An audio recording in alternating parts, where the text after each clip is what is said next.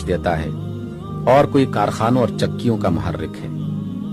बाज लोग ऐसे हैं जो सोचते सोचते थक गए हैं और आखिर में आजिज होकर कहने लगे कि ये हमारी अक्ल इस तलिस्म की तह तक नहीं पहुंच सकती। हम सिर्फ इतना ही जानते हैं जितना देखते हैं और महसूस करते हैं। इससे ज्यादा कुछ हमारी समझ में नहीं आता, और जो कुछ हमारी समझ में ना आए उसकी न हम तस्दीक कर सकते हैं और न तकसीब।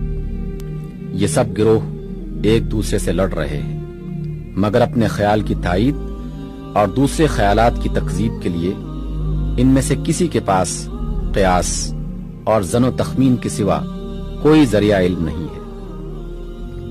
इस दौरान में कि ये इख्तिलाफ बरपा हैं, एक शख्स आता है और कहता है कि भाइयों, मेरे पास इल्म का एक ऐसा जरिया है जो तुम्हारे पास नहीं है। इस जरिए से मुझे मालूम हुआ है